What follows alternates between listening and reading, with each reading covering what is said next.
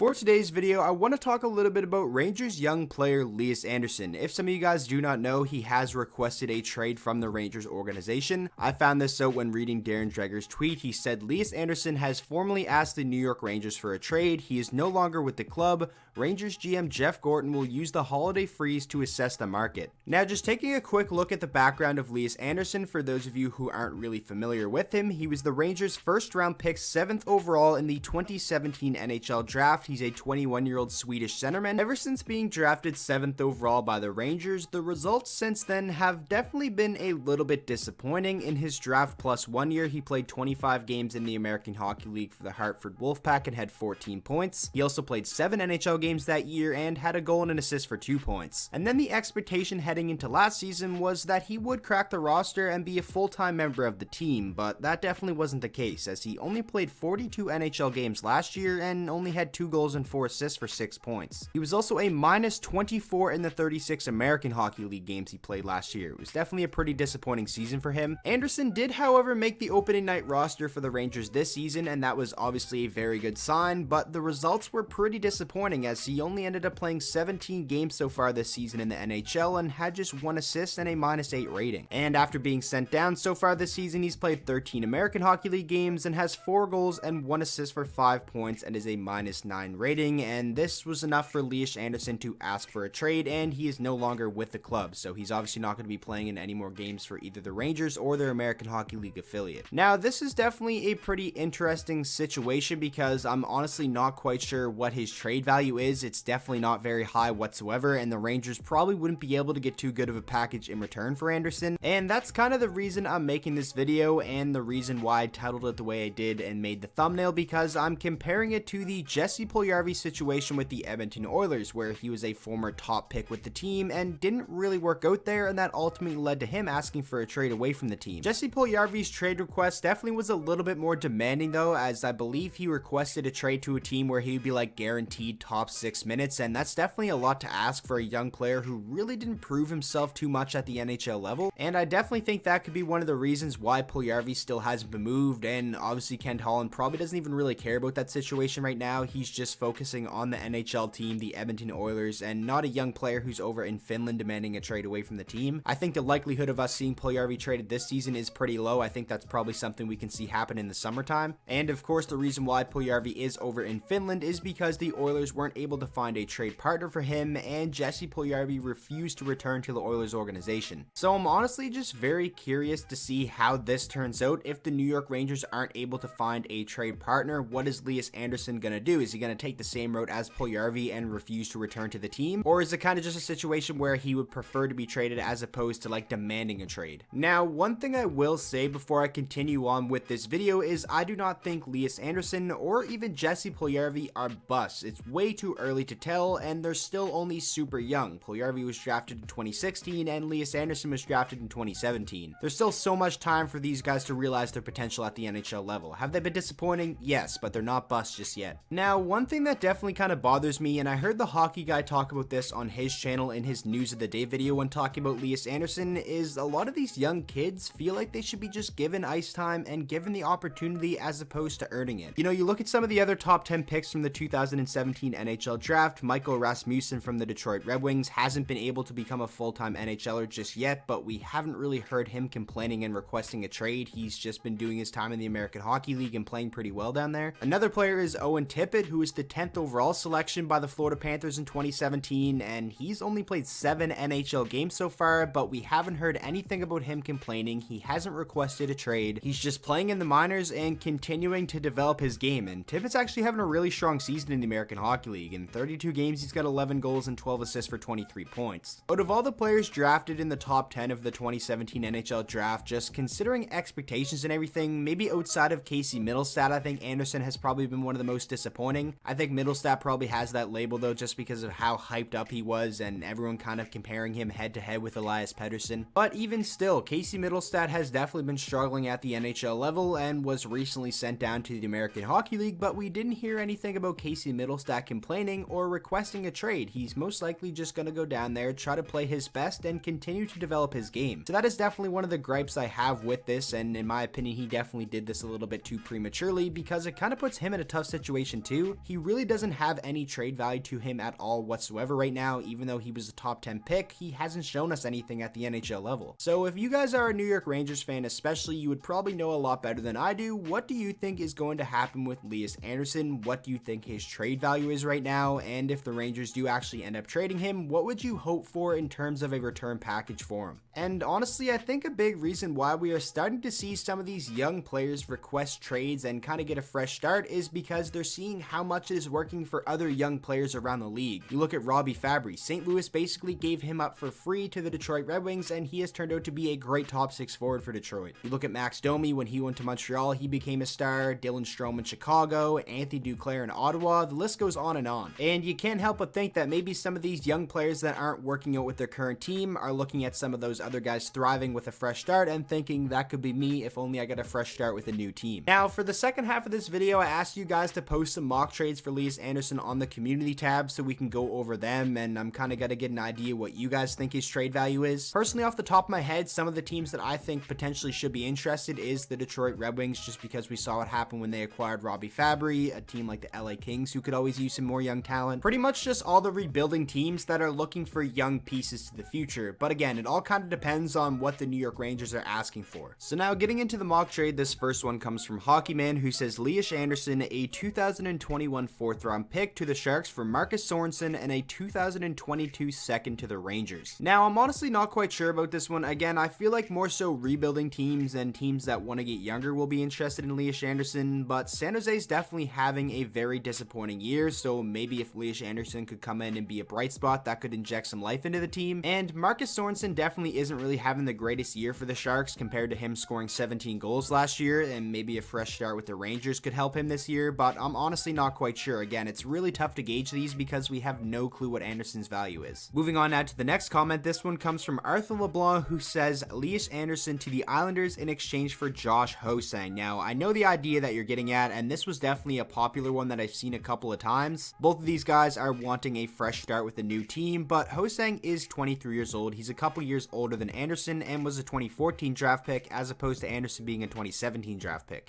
So I'm honestly not quite sure if the New York Rangers would be interested in a trade like this. I think we could see something like it happen, but I don't know. We're going to have to wait and see. Moving on now to the next comment. This one comes from Whippin, and this is definitely the most popular trade that I've seen. New York Rangers, Lias Andersson plus a second round pick to the Oilers in exchange for Jesse Puljujarvi. Now, I think this one is a lot more likely to happen than the Josh Ho-Sang trade. I definitely think that Puljujarvi and Andersson are closer together in terms of their value than Josh Ho-Sang and Lias Andersson are. So I honestly like the idea of this trade, and I really wouldn't be surprised if we saw it happen. Again, I feel like it probably wouldn't happen this year, maybe more so something we could see in the summertime if Lias Andersson isn't traded by then, of course. Now, this next comment definitely intrigues me as a Red Wings fan. As you guys can see on the screen, the name, I'm not even going to try to say it, but they say Lias Andersson in a second round pick for AA, which is Andreas Athanasiou, and a 5th round pick going back the other way. Now, this definitely would be selling a little bit low on Andreas Athanasiou, considering he just had a 30-goal, 50-point season last year, but like Lias Andersson, Athanasiou's value right now has to be at an all-time low. He has been abysmal this season. Right now, through 33 games, he's got 5 goals. I believe this time last year he had like 11 or 12, and he is a minus 36. I know plus minus is a stat that not a lot of people like, and especially if you're on a bad team, it's something you shouldn't really look at, but when you're a minus 36, that's never a good sign no matter what team you're on, no matter what player you are. And Athanasiou has really frustrated me this season as a Red Wings fan. I feel like he's really cheating a lot, trying to get like odd man rushes, and it's just being a little bit lazy. And then what he did last night, trying to just blow Alex Kerfoot's knee off, that really made me mad. It was a very dirty bonehead move by Athanasiou. Kind of ridiculous that he's probably not going to face any discipline by the league, but you know, that's player safety for you. So yeah, you definitely wouldn't be hearing any complaints from me if Steve Yzerman did decide to trade Athanasiou, and Lias Andersson is a pretty intriguing young player, and like I said earlier, I think a lot of rebuilding teams should be interested in him.